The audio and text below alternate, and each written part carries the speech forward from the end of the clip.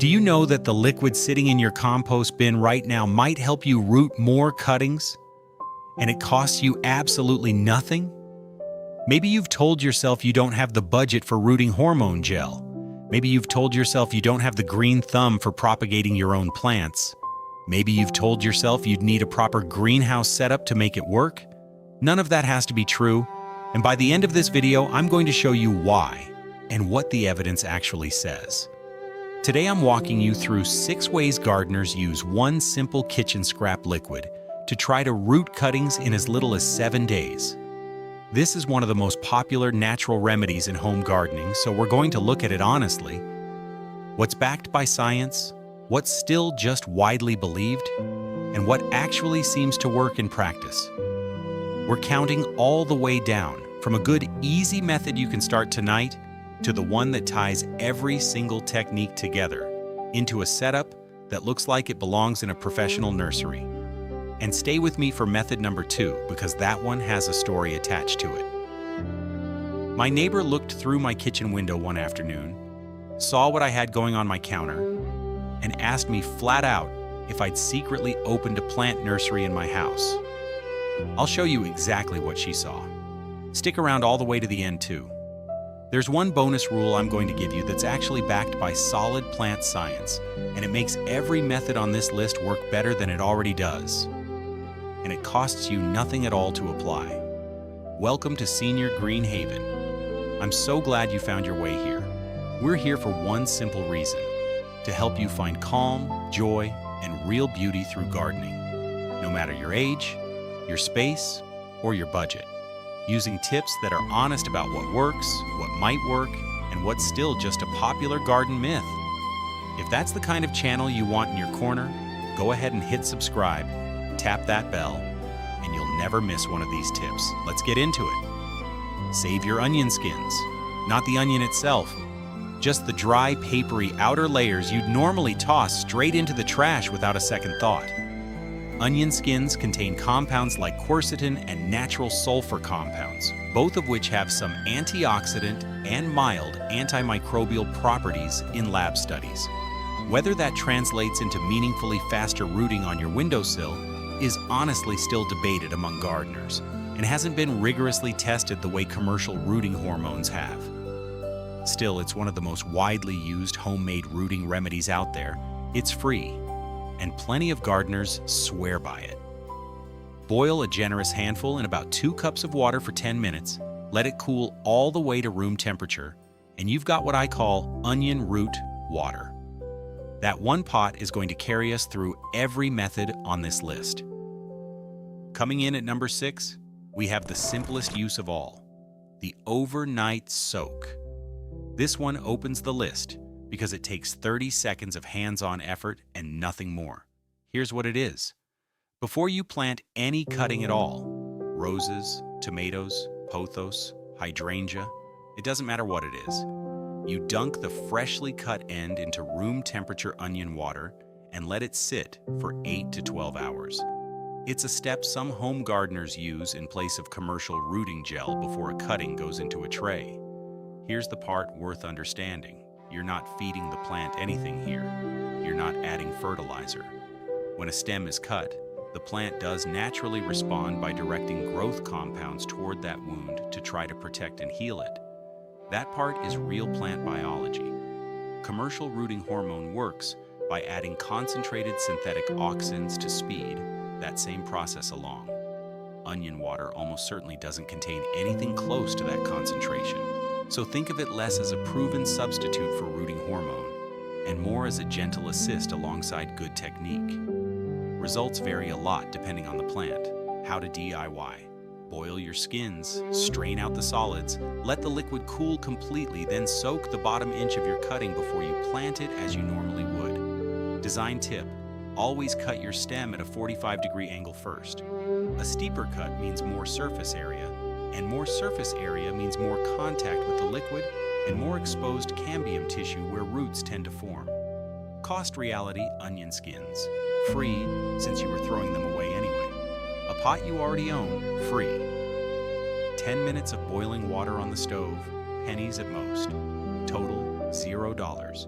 for a soak that many gardeners use as a free alternative to a $12 bottle of rooting gel, even though the science behind it is still more anecdotal than proven. Coming up, a method so low effort you can set it up while you're doing the dishes, and it keeps working while you sleep.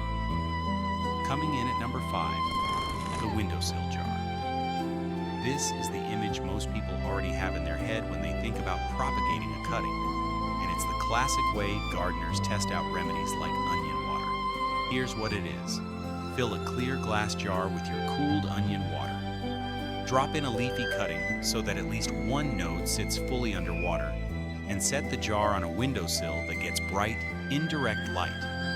Done properly, it looks almost identical to the little glass propagation stations you'll find selling for $30 in a boutique plant shop. Here's the honest truth. Plain tap water actually works for this too for a lot of plants. Many gardeners report that onion water seems to speed things along or improve their success rate, but there's no solid controlled research confirming exactly how much difference it makes. And results seem to vary quite a bit depending on the species and the season.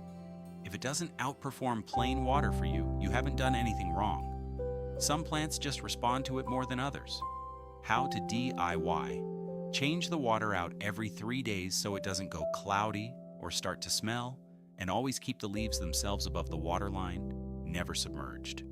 Design tip, line up 3 or 4 jars together along one windowsill rather than scattering them. Odd numbers of anything read as more intentional and more designed than even numbers do. That's something we're going to circle back to later. Cost reality. A mason jar you already own? Free. Onion water? Free. Total? $0. For a display that looks like it came straight out of a curated plant boutique, whether or not the onion water gives you a measurable boost. Next up is the method behind that story I mentioned at the start. The one that got me mistaken for running an actual nursery. Coming in at number 4, what I call the cutting hotel. This is my personal favorite for anyone rooting more than 1 or 2 plants at the same time. This is the method from the story. Here's what it is. Instead of using one single jar, you line up a shallow tray filled with a dozen small containers, each one holding its own onion water and its own individual cutting. My neighbor looked through my kitchen window one afternoon, saw 12 little containers lined up in neat rows, and asked me straight out if I'd started a nursery business on the side. I hadn't. It was 12 rinsed yogurt cups and a cheap plastic tray. Here's a detail I find genuinely interesting, even though it's more folk wisdom than proven fact. Some gardeners believe grouping cuttings together like this helps the slower ones along. Possibly because cut plant tissue does release its own small amounts of growth-related compounds into water. That idea isn't well studied specifically for windowsill propagation, so take it as an interesting theory rather than a guarantee. But grouping cuttings is at the very least a great way to save space and keep track of multiple plants at once. How to DIY. Any small containers will do the job. Yogurt cups, rinsed jam jars, even an egg carton for tiny succulent cuttings. Keep the whole tray somewhere warm, out of direct afternoon sun. Design tip, label every single container. It feels unnecessary at first, right up until you're staring at 12 identical green stems with no idea which one is which. Cost reality, recycled containers free. A dollar store tray, if you don't already have one lying around. Total, at most a couple of dollars, for a setup that genuinely looks like a professional propagation bench. Coming up, the method that works on the plants most people assume simply can't be grown from a cutting at all. Coming in at number 3, the misting method. This one is for the stubborn cases. Woody stems, roses, hydrangeas, anything that usually takes weeks in water and often fails before it ever roots. Here's what it is. Instead of submerging the cutting in liquid, you pack it into damp potting mix, then mist it daily with diluted onion water instead of plain water, keeping the whole thing under a loose plastic bag or a clear dome to hold in humidity. Here's the part that's well established, separate from the onion water question. Woody cuttings often rot before they ever manage to root when you leave them sitting in a jar of standing water. So misting into a well-draining mix is a genuinely solid technique on its own, backed by common horticultural practice. Whether the onion water adds an extra benefit on top of that is less certain, but it won't hurt and it costs nothing to include. How to DIY. Mist morning and evening without fail. Keep the dome slightly cracked open so air can circulate, and check for gentle resistance around day 5 or later, depending on the plant. A light tug that meets resistance means roots have likely started forming underneath. Design tip: a clear humidity dome doubles as a tiny greenhouse you can actually display on a countertop, rather than something you hide away in a garage or a shed.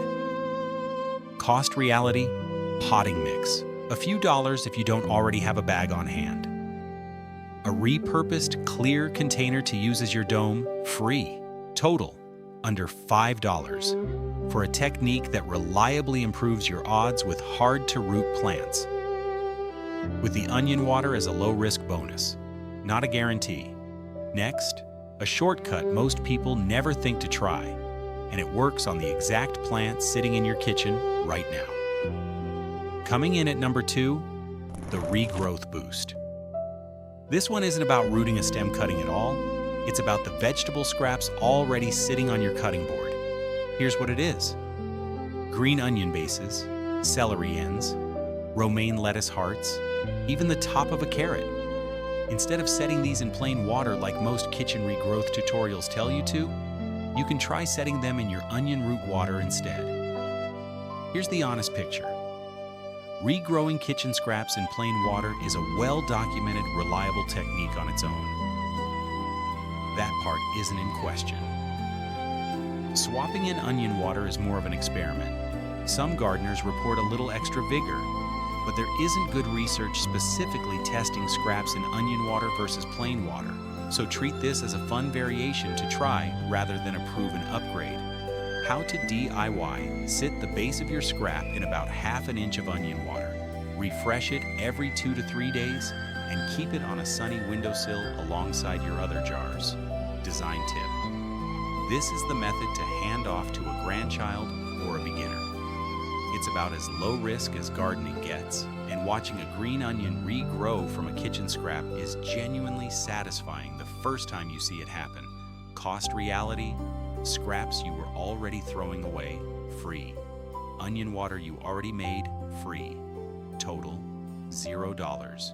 For a bit of extra fun layered onto a regrowth trick that already works well on its own. And now, the method that ties absolutely everything on this list together. Coming in at number 1, the full onion water propagation station. This is the most complete idea on the entire list, because it layers every method above it into one single setup. Here's how it comes together. Cuttings get the overnight soak first every time, no exceptions. From there, they go into either the windowsill jars or the cutting hotel, depending on how many you're working with at once. Anything woody or naturally stubborn goes straight into the misting dome instead. Vegetable scraps get their own small corner in the regrowth boost trays. All of it, every jar and tray and dome, is fed by that one single pot of onion water you boiled once at the start. This isn't really about proving onion water beats a lab-made hormone. Honestly, it probably doesn't, and that's okay.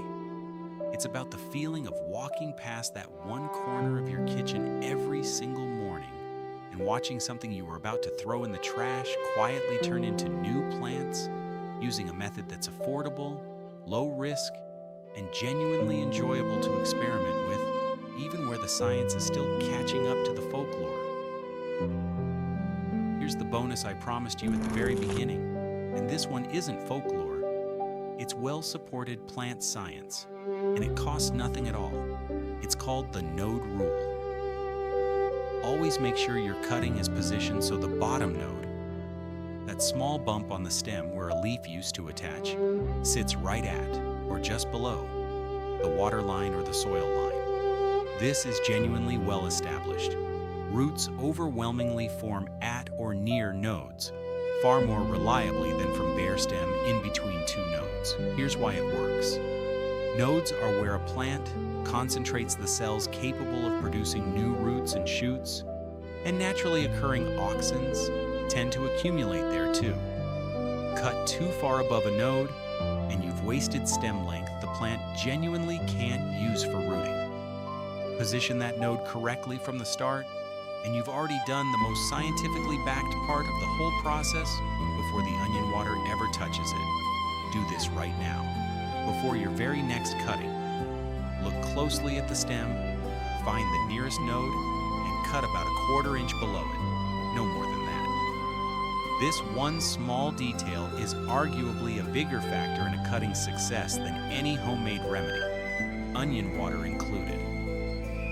So there you have it. 6 ways gardeners use one free kitchen scrap liquid, and an honest look at where the science backs it up, where it's still just popular garden folklore, and where good old-fashioned technique matters more than any remedy, including this one. From the simple overnight soak, to the windowsill jars my neighbor genuinely mistook for a plant shop display, to the full propagation station that pulls every single method together, each one of these is completely free, completely doable this week, and worth trying for yourself.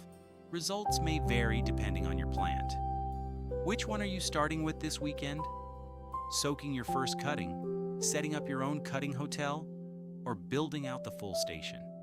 Tell me your plan in the comments below, and if you've tried onion water yourself, I'd genuinely love to hear whether it worked for you. I read every single one. And if you're not subscribed yet, now is the perfect time. Come join a community of people who are growing more, spending less, and learning what's actually backed by science along the way.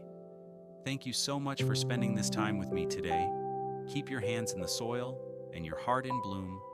I'll see you in the next one.